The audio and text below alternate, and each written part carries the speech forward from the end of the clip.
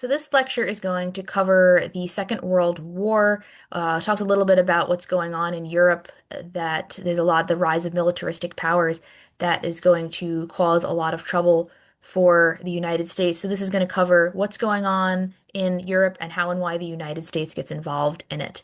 This is a Second World War. The United States was involved in the first one, and yes, they will indeed get involved in the second as well. So a little bit about the rise of some of the militaristic powers and how the actions of Europe will end up affecting the globe. A lot of nations were acting very militaristic, very expansionist. Japan, Germany, and Italy were all quite aggressive during this time, most of them under fascist leadership or military leadership. And the earliest instance of militaristic action was when the Empire of Japan invades Manchuria in Eastern Asia in 1931. Japan is very eager to expand its reach in everywhere, really, because it's a small island nation, it's a small island empire. They don't really have a lot of resources. They're looking to flex their muscles and they really, to grow bigger and get more prosperous, they have to look outside of the island of Japan, and they start looking to their neighbors in Asia. They also very much would like to subjugate China and get that under their control. And the Japanese Empire, to try to get everything that China has, China is a big geographically vast nation. They invade their capital city of Nanking, also known as Nanjing, in 1937. And when they do that, they end up perpetrating one of the worst war crimes in human history, an event known as the Rape of Nanking, where the goal was to really terrorize Chinese civilians into not objecting or not fighting back to the Japanese occupation. And what the Japanese military does is they kill hundreds of thousands of Chinese civilians. Up to about 300,000 are estimated to have been killed. Hundreds of thousands are raped. They do all sorts of human rights violations and all sorts of atrocities in an attempt to just break the back of the Chinese and squash any potential resistance to Japanese occupation. So what they do is they'll do just absolutely horrific things like line people up and shoot at them and see how, they'll line them up like front to back and see if you shoot through one person, how many people will the bullet go through, contests of how many people you can kill in a day, collecting body parts, bayoneting infants, absolutely atrocious stuff. But they want to make sure that the Chinese are terrified and not going to object any more than they can to the Japanese occupation. The Nazi Party is also rising and getting a lot more powerful in Germany. Adolf Hitler was able to unite Germans behind a shared animosity of their treatment after the Treaty of Versailles and what had happened to them in the First World War. They'd suffered quite heavily economically during the Great Depression as well. So it's a nation, it's a very bitter nation, and Hitler is able to capitalize that and bring Germans together behind the idea that they need to come back strong and prevent this from happening again. He also unites them behind a shared hatred of Jewish Europeans, the idea that they are that progressive ideology of being sort of racially inferior and a threat to German unity and to German racial purity. So he has a lot of things that are actually very palatable and appealing to the German population at the time because they had indeed suffered quite heavily during the First World War and after. One of the things that's quite appealing is his call to strength and unity. Hitler is very good at making Germans feel prideful again in their nation, and he also thinks that they had been squashed and cut up after the First World War and need to restore their territorial strength. This is an idea known as Lebensraum. It literally translates to living space or living room, and it's the idea that Germany needed to expand geographically in order to gain more territory and have literally space where the German people could live and be prosperous and gain more resources. They did really, the Allied nations really hacked Germany up pretty bad after the First World War. They'd taken away a lot of resource-rich areas and given them back to France, and Germany is determined to take those back to have that living space and be much more united and be all under the control of one leader, being Hitler. This is a German propaganda poster showing the unity of the nation, Weiter mit Hitler. That means further with Hitler, more with Hitler. Einiges Volk in the second one. That means one people, one person, one nationhood. So the Germans are very territorially aggressive as well, looking to expand and regain national pride. Benito Mussolini is another dictator. He's in Italy, also looking to enhance the prestige of his nation, and he invades Ethiopia in Africa in 1935 to gain more territory and more resources. So you've got a lot of very aggressive nations that are rising, and Americans are pretty concerned about this. But they're also determined to maintain their isolationist policies here. The order of the day, foreign policy wise, is to sit down and be quiet and not really get involved in European politics. The United States has many reasons why they wanted to do this, a big one being that they already had a big crisis on their hands at home, being the Great Depression, and everyone was in agreement that you should stay home and focus on the problems in your own backyard. They really weren't financially or physically able to get involved, and they were also still feeling quite burned by what had happened in the other European war they got involved in. Didn't really see too many benefits to that, just Americans killed and an unstable Europe. So they feel that once bitten, twice shy. They've learned from their past mistakes. That was just idealistic progressives that got them involved in that, no more. So they're also very skeptical when they hear reports of German atrocities, especially towards Jewish Europeans. They're inclined to write them off as propaganda because a lot of the reports they'd read of in the First World War had indeed turned out to be inflated propaganda that ended up being not true. They're determined not to be tricked a second time. They're also convinced that a lot of the calls to get involved in the First World War had been at the behest of arms dealers and munitions manufacturers, and that they had been eager to get the United States into a war in order to make a profit, known as war profiteering. And a lot of Americans didn't want to see that happen again. They did not want to have the country descend into conflict simply to line the pockets of wealthy munitions manufacturers. To codify this, Roosevelt and his administration attempts to pass a series of neutrality acts to mitigate the potential of getting involved in this war. In 1935, Congress passes a series of things to basically keep Americans out of the splash zone of Europe and try to prevent any interactions like American ships being sunk to avoid the potential of going to war. Um, the Neutrality Acts bans travel to those belligerent nations like Germany and Japan and Italy, and it also bans the selling of weapons to them. People hope that this will keep the United States neutral and prevent them from getting sucked into this conflict. But as this cartoon shows, there was some skepticism. That's kind of the ghost of Woodrow Wilson hovering behind Roosevelt, saying, "I hope you had better luck than I did," because Wilson had tried initially to remain an isolationist, but some of those events like the Lusitania and the Zimmerman telegram and that idea of making the world safe for democracy he felt in the end had kind of really forced him into getting involved in this conflict. The United States is going to try. They're going to try to stay neutral as best they can. This is not our problem. We've got problems of our own. What really brings it to a head, though, and makes this officially a world war is when the territorially hungry Germany invades Poland. In August 23rd, 1939, the Germans and the Soviet Union sign a secret pact. They kind of shake hands behind the world's back to agree to split Poland between them. The Soviet Union was the government that emerged after the Russian Revolution in 1917, and they would like to have more territory as well. The Germans, for those reasons of Lebensraum and national pride, would also like more space, and they both have their eyes on poor Poland there. So they sign a secret deal, the Soviets and the Germans, known as the Molotov-Ribbentrop Pact. Molotov is the Soviet guy and Ribbentrop is the German guy, and they say, "Hey, let's split Poland between ourselves, and you and I, Soviet Union and Germany, we won't fight. We'll just agree to cut Poland down the middle and we'll each have some." Sounds like a good plan. And the Germans make good on that. On September 1st, 1939, they launch a lightning war, or a blitzkrieg. That's what blitzkrieg means, lightning war, to take over Poland. They roll right into the country with heavy weapons, tanks, artillery, and most importantly, Stuka bombers, like the one pictured here. These bombers are very fast, very efficient, and good at terrorizing a population because they have additional technology strapped to them that makes them extra loud.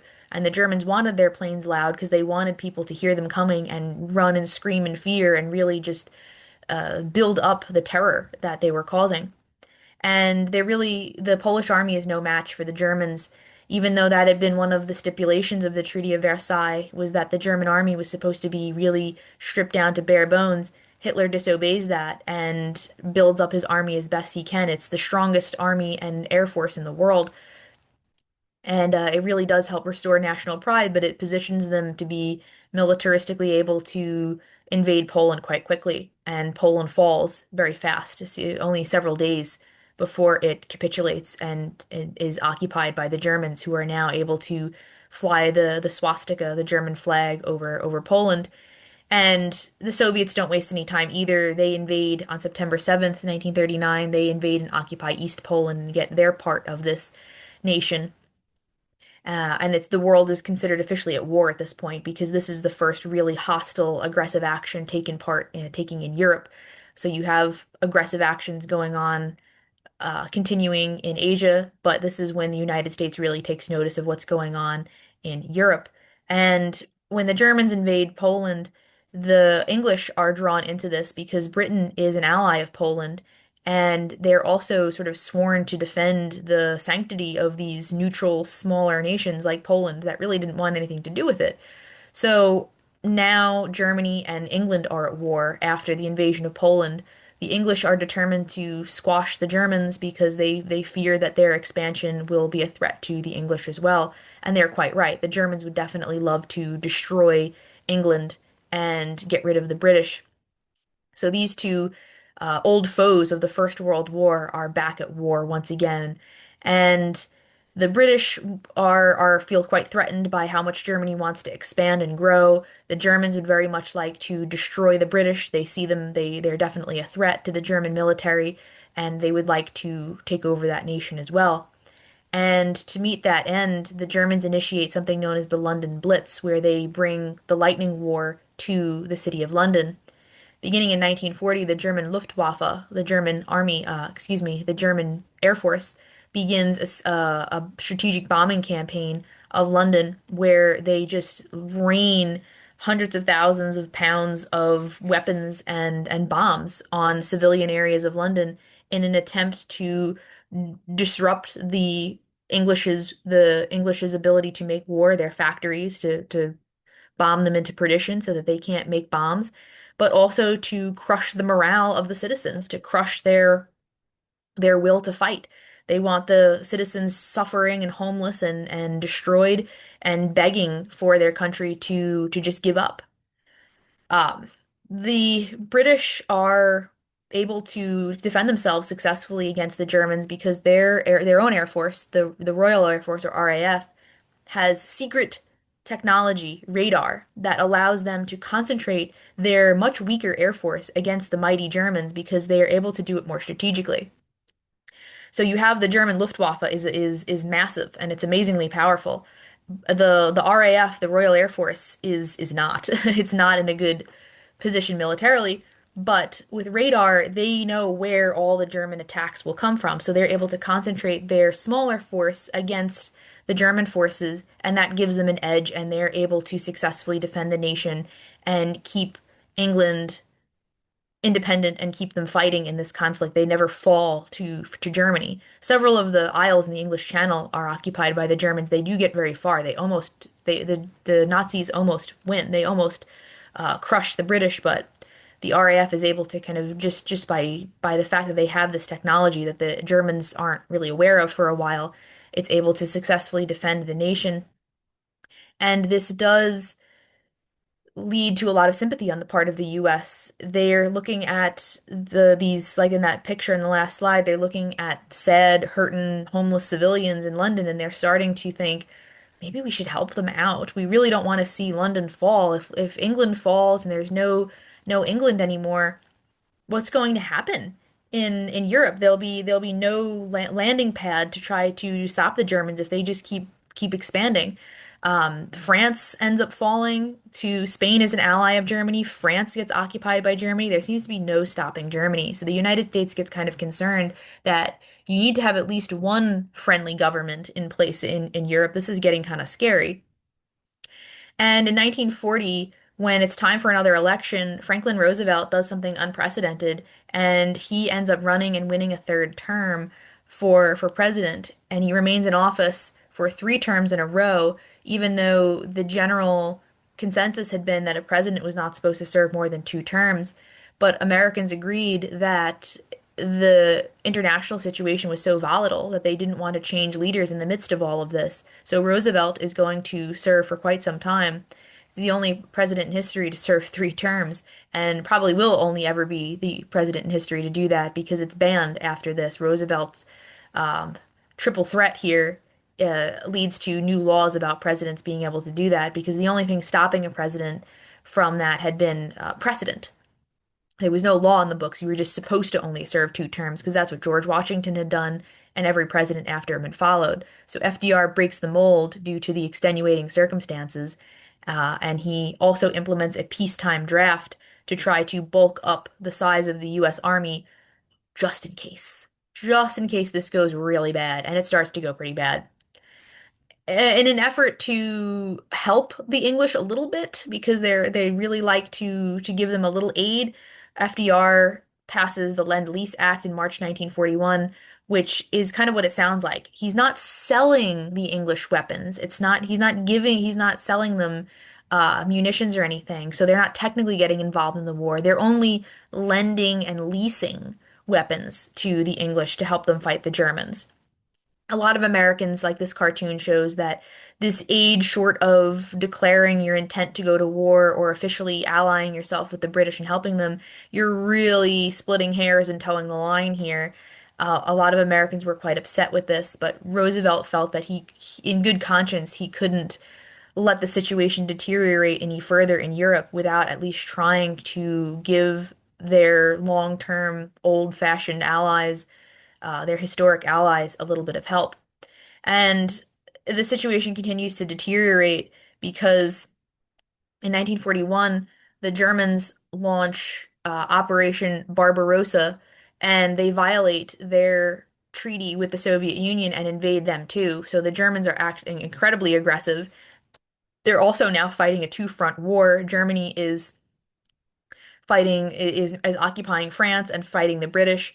They're also now invading the Soviet Union in an attempt to take over that nation as well. So Americans are quite frightened at how militant and aggressive Germany is becoming. There seems to be no stopping them because when they first launch Operation Barbarossa and roll into the Soviet Union, they almost take that nation over as well pretty quickly. They are incredibly efficient, military, tactically excellent on the battlefield.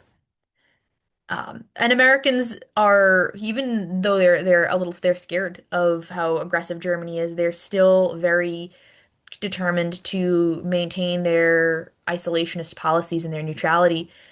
They're worried that Americans will be frightened into another war unnecessarily. The America First Committee is founded in 1940 to be a very loud voice opposing intervention in Europe. As the poster for here, it says, "Save our sons." They don't want any weapons sent over. They don't want to see American troops committed to combat there. America has to come first. They have to fight to maintain their isolationist policy. And it's very popular. The message still resonates. About 800,000 Americans join. And their big argument was that the America First Committee argued that it was not our business. Who cares what happens in Europe? Leave them alone. The First World War was a mistake. And they also argued that we still have enough of our own problems. Depression is still on. They still have the Great Depression. And they argued quite heavily that the reason we shouldn't even really care about the Second World War is because it wasn't our problem and it would never be a threat to the US. Germany is way across the Atlantic. Japan is way across the Pacific. The United States is nestled safely between two big oceans, and we have nothing to fear from either one, no matter how belligerent they get. That idea is shattered by the attack on Pearl Harbor on December 7th, 1941. This is the day that will live in infamy, according to FDR, when Japanese planes they launch a surprise attack against the US naval base on Hawaii in an attempt to destroy it. They use aircraft carriers to get close to Hawaii and then they launch bombers to destroy the Pearl Harbor base. This is absolutely devastating for the United States. The last time the nation had seen an attack on their own soil was the War of 1812. They are taken by supreme surprise by this, and it's quite devastating. They lose over 2,400 military personnel who are killed, 68 civilians are killed, and they lose 187 planes and 19 ships. The reason the Japanese had done this was because they were getting worried, the Japanese, that the United States might join this conflict and would join it on the side of the British and their allies, which would be against Japan. World War II has two theaters of war. The Japanese being aggressive over there in the Pacific, so it's known as the Pacific Theater, and the Germans being aggressive and Germans and Italy for a while, being aggressive over there in Europe, known as the European or Western Theater of the war. And the Japanese were quite concerned that the United States might somehow cause trouble for them by if they ever got involved. So the attack on Pearl Harbor was an attempt by the Japanese to cut the United States off and prevent them from ever being able to wage war. The idea was if they destroy this naval base and they destroy um, a lot of military material and supplies, the United States will be taken by surprise. They won't be able to recover from this, and they will be unable to wage war. Like, you've lost too many important ships and planes. You just can't make war. You're going to be stuck there. So they were trying, it was a preemptive strike to prevent the United States from getting involved in the war. But all it does is make the United States incredibly angry. And everyone thinks we can't just sit back and let this happen. We have to get involved now. And not too long after the attack on Pearl Harbor, the United States joins the Second World War on the side of the Allies, being the British, the French, and the Soviet Union, because they are at war with Germany. So the United States, whoops, now it's in another world war. It's trying very hard to avoid that, but an attack on your own home soil that's incredibly devastating is pretty hard to ignore. The United States declared war on Japan the next day, and because Japan is loosely but definitely allied with Germany and Italy, they also declare war on the US. And they're in the war, they're in another world war again. And they do not do very well in the first couple months in the early fighting, especially in the Pacific theater with Japan. They're woefully unprepared to face the might of the Japanese Empire. And the Japanese, now that they are at war with the United States, there's nothing holding them back from attacking United States territory and United States strongholds. The Americans still had a huge footprint in the Philippines back from when they had that during their imperialist phase back in the 1890s there. They're still there. Americans never left. They're still in the Philippines. And the Japanese troops take over the Philippines and they force about 78,000 American and Filipino soldiers that are there to surrender. The Americans and the Filipinos that the Japanese conquer in the Philippines are about 16 to 17,000 of them are killed during a forced march over 65 miles from where they're captured to a prisoner of war camp. And later, about 22,000 of them will be killed in that prisoner of war camp due to poor conditions and mistreatment. This event is known as the Bataan Death March because it is from they were captured on the Bataan Peninsula and forced marched at bayonet and gunpoint to a prisoner of war camp. And the fact that the Americans do so badly, this is very humiliating for the United States to have this on the global scale, that their enemy, people witness their enemy killing tens of thousands of them and forcing them into surrender. It's not a very promising start for the United States war effort to have their stronghold on the Philippines fall to the Japanese and to have so many of their people there be killed and imprisoned. So it's quite humiliating, but it's also motivating in a way because Americans don't want to let this action go unpunished. They hate the Japanese for Pearl Harbor. They hate them even more for the Bataan Death March, and they're determined to fight back against what they see as an incredibly aggressive, to the point of being inhuman enemy. And the Bataan Death March simply serves to further reinforce that the Japanese are dangerous and quite evil. And a lot of the propaganda at the time will feed into that about the inhuman nature of the Japanese military. And the United States is its first focus is on this Pacific theater, the Pacific theater of the war. And what happens is it's really not until spring of 1942 that the tide finally starts to turn for the US. They'd been losing pretty badly to the Japanese. The Japanese are strong. It's not until then that they score several important victories in the Pacific. The Japanese had had control over almost the entirety of the Pacific Ocean and a lot of the territory there. This is Japan, obviously, here. This red line is the extent of their control at the height of their expansion during World War II. Everything in within that red line was under Japanese control. And the United States was determined to rout the Japanese from all of these islands and to push them back to the mainland. That was how they were fighting the war, was to try to curtail Japanese expansion. And the first success the United States has is during the Battle of the Coral Sea, which takes place May 4th through 8th in 1942. The Coral Sea is down here by Australia, and what happens is the Japanese were determined to invade Australia and take that over. And the Australians and the American Marines are able to stop the Japanese here in the Coral Sea, and it's the very first defeat the Japanese experience in their effort to expand throughout the Pacific. This is the first time that they lost, that they had been stopped in their tracks, and the Americans are thinking, we're doing it. We're finally getting there. It gives them a lot of momentum to keep fighting, and they have another victory at the Battle of Midway Island, is right here, not too far from Hawaii. In June 1942, the United States has a leg up on the Japanese. They end up cracking a lot of their codes. So they know that the Japanese fleet is at Midway. They are able to concentrate their own forces there and destroy several major Japanese aircraft carriers, which really helps to it's almost the beginning of the end for Japan because they're never really able to remanufacture enough aircraft carriers to be a as formidable as they were in the Pacific at that time.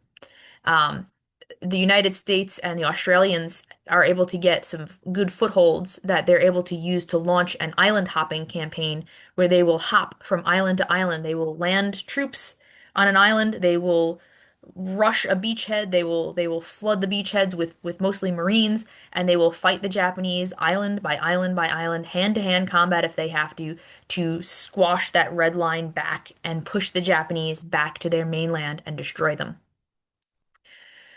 The United States is also getting involved in North Africa and fighting Italy. The Americans and the British first. The Americans are focusing on Japan and Italy first. They're going to save the Germans for last because those were considered the hardest. The Americans and the British decide they're going to focus their forces on the soft underbelly of the Axis powers in Europe, the Axis powers being Germany, Italy, and Japan. They were the Axis, everybody else was the Allies. Allied powers, Britain, France, US, Soviets. So they thought Italy was the weak link in the chain, and they were right. They're able to focus their attention on Italy and defeat Italy by 1943.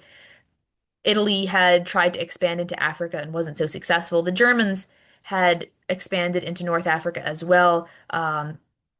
They had had a lot of campaigns trying to gain resources down there. Up there is Generalfeldmarschall Erwin Rommel. He was quite prolific in North Africa, as was Benito Mussolini, who was the leader of Italy. They had tried to get footholds in Africa, but the United States was able to realize that, along with the help of the British, the Germans and the Italians were spreading themselves quite thin in North Africa. It was the least guarded part of the territory that they had gained, and they're pushed out of North Africa. Italy is surrenders by 1943 and switches sides. They kill Mussolini and they join the side of the Allies. That's some complicated European history stuff. But this was their first goal, was to kind of knock Italy out of the ring, and they're able to do that. They're also able to rout the Germans from North Africa.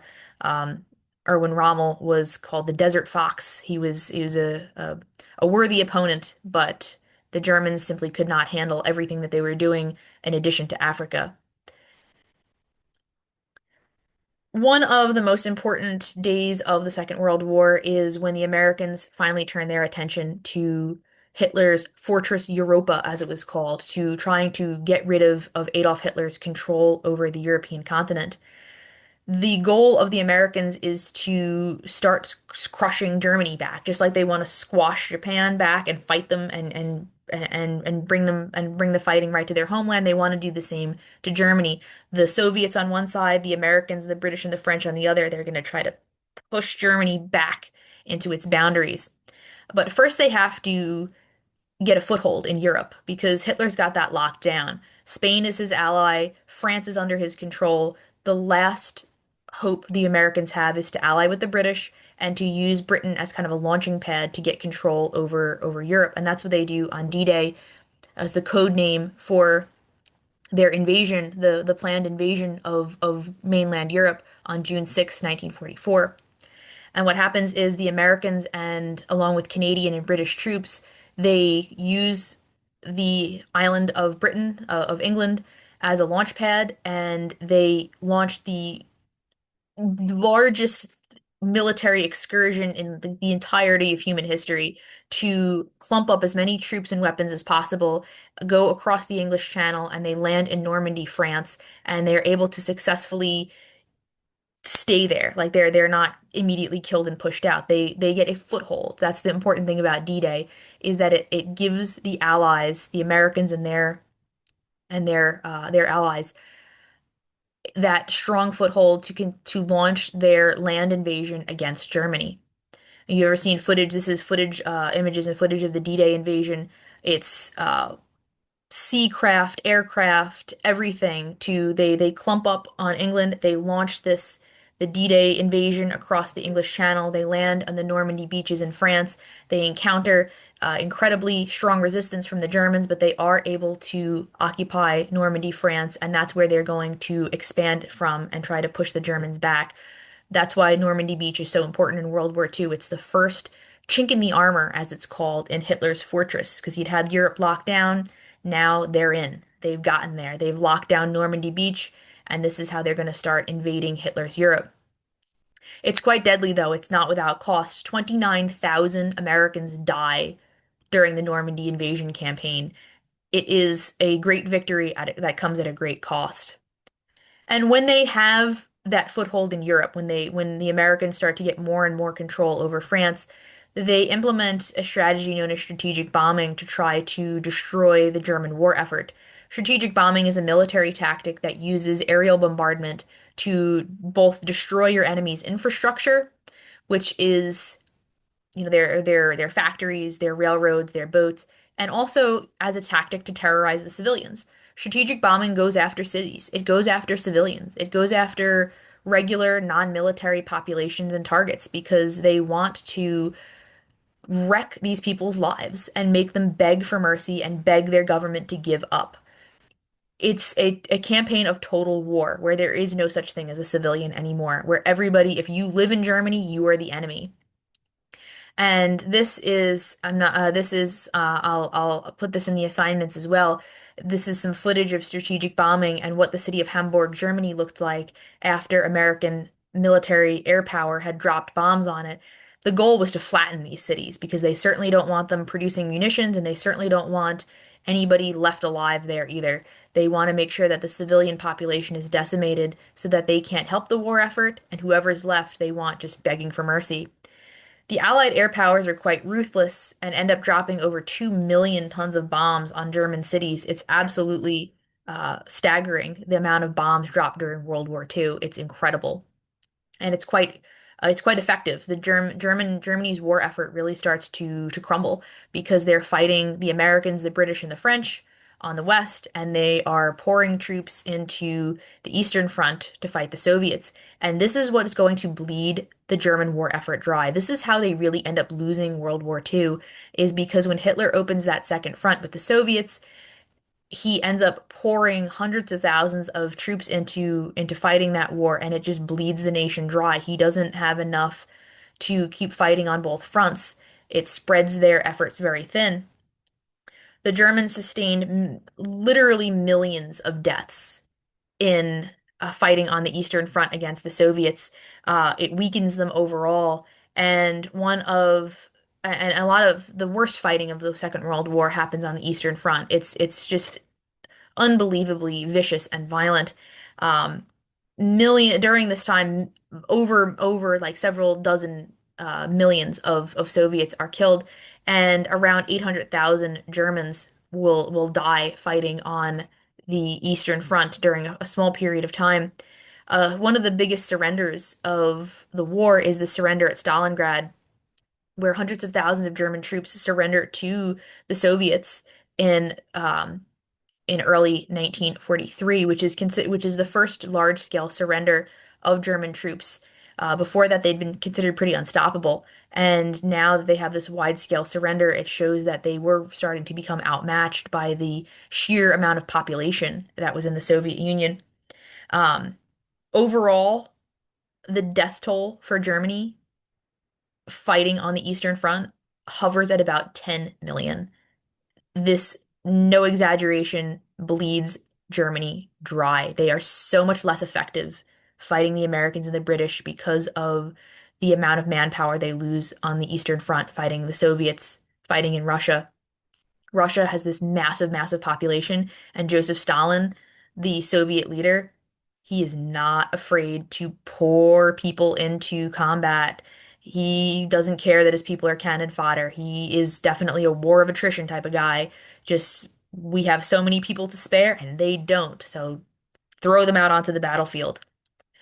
And the Second World War is also quite devastating as well, population-wise, because not only is there a lot of death on the battlefield, millions upon millions of people will be killed in battle in the Second World War, but there's also a lot of death going on within Germany itself. The Holocaust is happening as well, which is the name given to the mass extermination of anybody really considered undesirable by the Nazis. They had strategically rounded up individuals that they felt were incompatible with their racial ideas and just with their own society, and they kill them in a very mechanized, almost very logical kind of way. Like they have a industrial system for killing people. The Holocaust will end up over 6 million Jewish Europeans will be killed in the Holocaust, and about 650,000 non-Jews, people like anybody who is disabled, who is considered a criminal, gypsies, anybody with a different religion that was seen as unassimilable, anybody of other races. And what happened was the Germans would sort of round everybody up and put them in ghettos or very uh, or very tight urban quarters, and then swiftly deport them to extermination centers where people would either be worked to death and then worked to death, or and simply work to death, or they would work until they couldn't work anymore and then be gassed. Or if you couldn't work, like if you were very young or weak, you would simply be gassed upon arrival, and exterminated.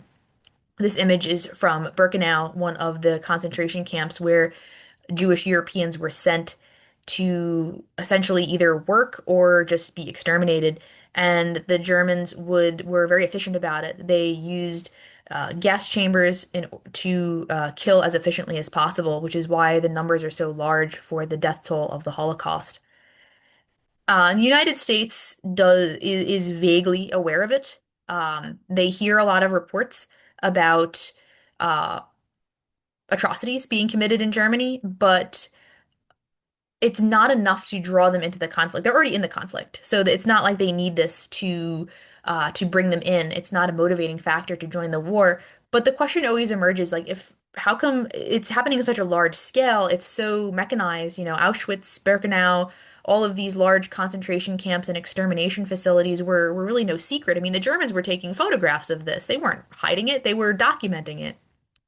How come the United States doesn't do anything about this? How come they didn't prioritize getting rid of these extermination facilities, or even the ones that used Jewish slave labor?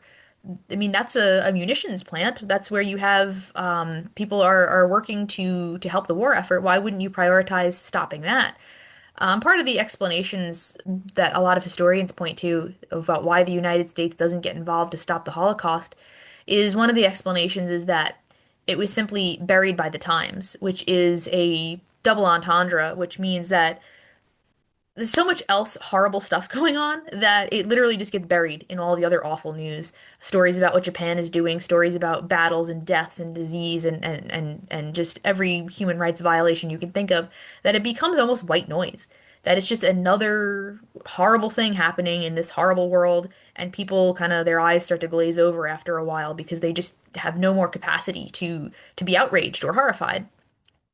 But there was also kind of a bit of a campaign later on that revealed that, yeah, the New York Times didn't really prioritize stories about the Holocaust because they didn't feel it was going to sell papers. So there's a bit of a controversy looming there with how American newspapers handled stories about what was going on with the Jewish population in Europe. And a part of the reason why it doesn't get a lot of attention in newspapers is because a lot of newspapers were quite afraid of being the ones of being blamed for spreading false propaganda. They didn't really trust the sources coming out of Europe, and there was a legacy from the First World War that everybody had been so outraged and horrified by what had gone on there, what the Germans were doing, that turned out a lot of it turned out to be false, that they didn't want to be caught unawares again and taken and duped by other stories about propaganda when it turned out that they weren't true. So the fact that a lot of anti-German propaganda from World War One turned out to be false, that really makes Americans extremely skeptical when they start hearing about what's going on in concentration camps to the Jewish population. And there is a debate in 1944 amongst higher ranking American military officials about bombing Auschwitz, which was a large concentration and labor camp and extermination camp in Europe. And they debated bombing it to stop the Germans from being able to use the labor of the victims there to make war, but they end up not going through with it because they thought that they felt that it wasn't enough of a priority, that they were going to prioritize solely military facilities and solely like factories that were and railroads that the Germans were using. So that's another thing that's kind of a ongoing controversy is if the United States knew what was going on at Auschwitz enough to debate bombing it, why didn't they? So it's questions that might never be answered. Although we do know that afterwards, when a lot of these camps are liberated, one of the leaders of it, General Dwight Eisenhower, who will go on to become president, he made sure that there was as much documentation as possible of what had gone on during the Holocaust in these concentration camps because he wanted to make sure that no one would be able to claim that it didn't happen. He was quite concerned that people would write this off as like wartime hysteria and false reports. So that's why there actually is extra good documentation about the Holocaust because when Eisenhower and his troops witnessed this in Europe, they wanted to make sure that nobody could claim that it had been misrepresented. And so this lecture was heavily involved in what's going on in Europe and the United States' actions in Europe. The next one will cover more of what's going on in the home front in the United States and how the war is affecting daily life for Americans there.